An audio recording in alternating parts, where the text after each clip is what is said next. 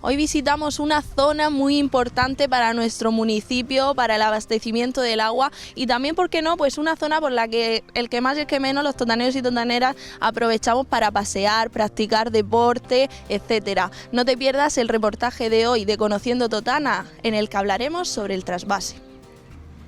Muy buenas tardes, Juan. Un día más aquí con nosotros en Conociendo Totana. Hoy vamos a hablar del trasvase, que tenemos aquí una pequeña parte a nuestras espaldas, pero vamos a comenzar pues por el principio, ¿no? Los problemas de abastecimiento del agua que siempre han existido en nuestro municipio. Pues sí, efectivamente, bueno, nos vemos en otro contexto, ya por lo menos hemos pasado la fase aquella en que estábamos con las mascarillas, súper agobiados, y parece que tenemos otra perspectiva de esperanza, esperemos que se mantengan. Así es. Bueno, pues me alegra retomar con vosotros esta iniciativa. Y evidentemente Totana siempre ha tenido un problema complicado con el agua, ¿no? Poner en producción el regadío es realmente complicado, el agua que venía de la sierra, el esfuerzo que hicieron nuestros mayores es muy importante. Por lo tanto, había un proyecto ya desde antiguo, en la época de los Austrias, con Carlos I y Felipe II, se plantea traer el agua de la cuenca hidrográfica del Guadalquivir, de los ríos Castril y Guardá, hasta Cartagena, haciendo un canal navegable, ¿no? Un proyecto faraónico, importante, interesante, que sufrió importantes altibajos y que Totana colaboró, y que luego en el siglo XVIII también tuvo una gran repercusión. Ahí se otro impulso para llevar el canal para adelante, pero finalmente y lamentablemente aquello no prosperó.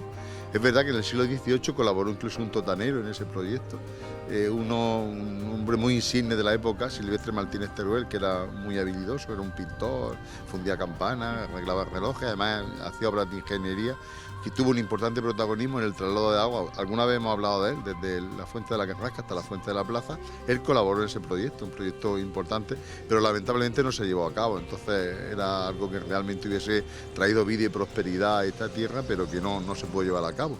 Incluso en las primeras décadas del siglo XX, Muñoz Pagao, también una persona muy preocupada por el tema del agua de Totana, ¿no?, que llevó importantes iniciativas en la región para animar y alentar a los regadíos. Él proponía también traer los sobrantes de las aguas de estos ríos y almacenar en los pantanos de Lorca y luego poderlos distribuir por la vega.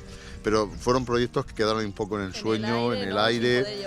Es verdad que se hicieron algunas fases, incluso hoy algunos de estos procesos, algunas de estas infraestructuras están consideradas bien de interés cultural y son importantes, pero en la zona de cabecera después no se pudo seguir a cabo. Bueno, pues esto digamos que fue como la primera esperanza de traer el agua a Totana, que no fuese de la que provenía de nuestra sierra y de los manantiales que teníamos entonces.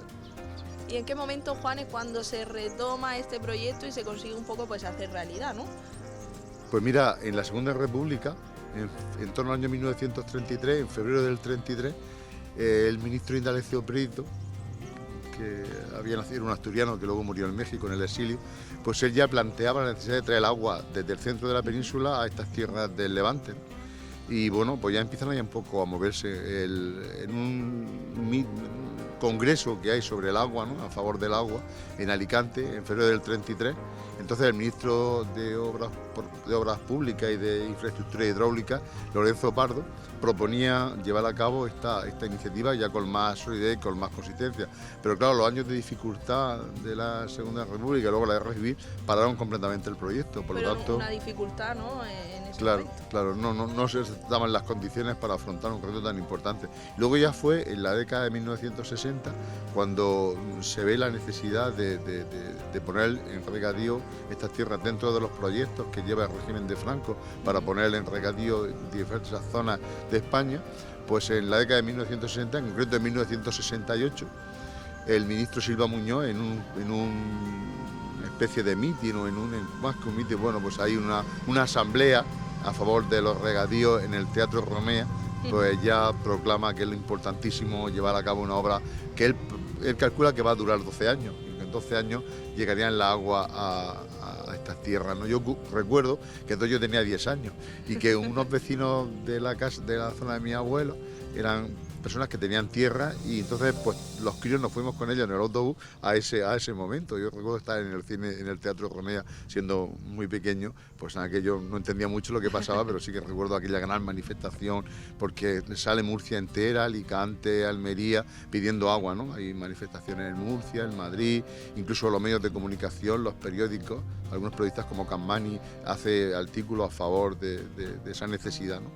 Y ya en el año 68 es cuando la obra toma mayor perspectiva, ya se ve que hay una posibilidad.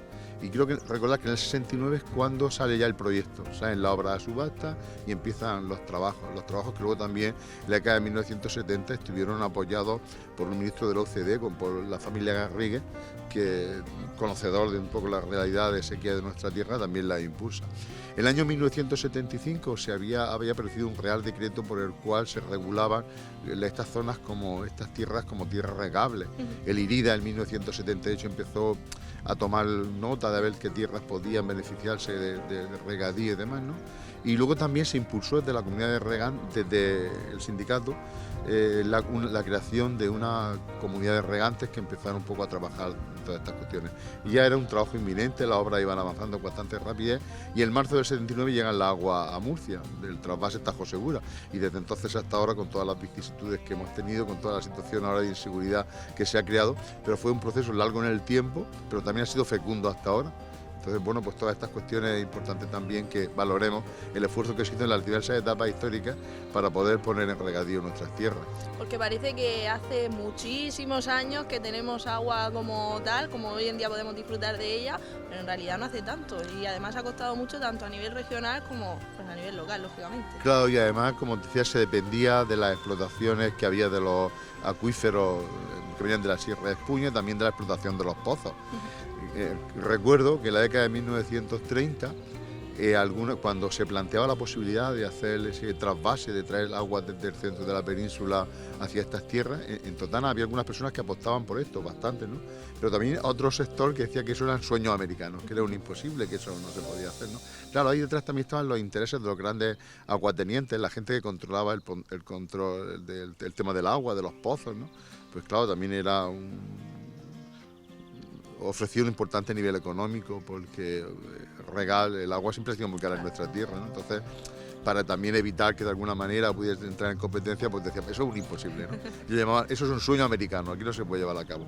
Sin embargo, ya ves que fue posible y que se crearon también una serie de infraestructuras gracias a la comunidad de regantes, a las aportaciones de los regantes, al esfuerzo de todos, y que, bueno, pues ha supuesto también poder descansar, que los veneros y los pozos de nuestra zona no estén sobreexplotados, porque si no probablemente no tendríamos posibilidad de extraer ni agua del subsuelo, porque este año sí que hemos tenido la primavera lluviosa, pero desde luego que no es lo normal, hemos tenido ¿no? suerte y no es nada normal, vamos. Efectivamente, se habrán recargado algo más los acuíferos, pero esa sobreexplotación al final pasa factura. Entonces ahora, claro, ahora el gran reto que se plantea es la continuidad del trasvase, sabes que este es el tema pues a debate y un tema muy traído y llevado. Entonces, bueno, pues de alguna manera hay que atender también las necesidades de esta zona. El PIB de nuestra región tiene mucho que ver con la agricultura. Nuestra zona es una zona fundamentada en ese sector económico. Por lo tanto, los responsables políticos y la sociedad en general nos tenemos que implicar pues, para que de una manera u otra, de la manera que sea menos gravosa pues, para las diversas regiones, que seamos capaces pues, de compartir, de ser solidarios, podamos seguir beneficiando del agua, ¿no? Habrá que buscar alternativas probablemente, ¿no? Un sistema de regadío pues, más eficaces, que ya lo son, porque me consta que a nivel nacional, incluso de otros países, pues vienen técnicos a estudiar el aprovechamiento tan racional que se hace del agua en Murcia. O sea, pero bueno, habrá que buscar alternativas para que nuestra zona no esté siempre con la preocupación nuestros agricultores de qué va a pasar con el agua, ¿no? Creo que tienen derecho, pues de alguna manera, a que se les cuide estas cuestiones y se les asegure que el agua es un bien fundamental y que nuestra tierra depende de esto. Además en esta zona es típico el azahar, los limoneros, en la zona de los huertos quien no tiene pues su pequeña cosecha, ¿verdad? Y más que nunca necesita el agua de esa manera. Claro, el espacio de los huertos es un espacio más de disfrute, ¿no? Probablemente que no sea un espacio tan económico como es la vega, ¿no? Porque toda la hortaliza y todo ese tipo de productos que se cultiva en nuestra vega es muy fecundo y mueve mucha actividad económica, ¿no? Pero toda la zona norte también es una zona de disfrute y de expansión y un pulmón importantísimo para nuestra ciudad, por lo tanto hay que también que mantenerla, ¿no? Probablemente que los huertos de naranja hoy no dan para vivir como daban en otro tiempo, pero sí que permiten eso que tú dices, pues saborear todo ese entorno, disfrutar de este paisaje tan fabuloso que tenemos, ¿no? Y eso también es posible gracias al agua. Antes de pasar al siguiente punto, mencionar también, ya que estamos hablando de que es un lugar de disfrute, ¿no? Pues que el trasvase es zona de paseo, el que más o el que menos que nos esté viendo seguro que ha venido aquí a practicar deporte, a andar, sacar a sus mascotas a pasear.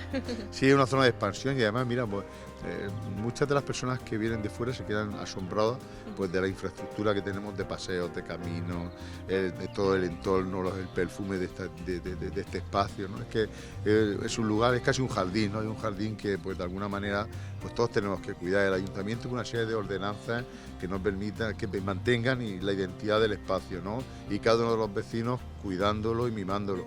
Y también hay que reconocer el gran esfuerzo que hacen los propietarios de los huertos, porque mantener un huerto supone también un esfuerzo importante. Hay que ¿no? destacarlo también. Efectivamente, entonces pues es verdad que lo disfrutan, pero también personas que lo hacen por amor propio, decir, bueno, es un espacio que tengo de mi familia, que quiero cuidar, que quiero cultivar y quiero contribuir a que esto siga siendo realmente el espacio tan agradable que es. Pues todo eso con confluencia de esfuerzos tienen que canalizarse pues para que sigamos conservando este espacio tan excepcional. Y tras este reportaje, en la siguiente semana de Conociendo Totana, nos tocará la zona de los huertos, que también se encuentra pues un poco en este entorno.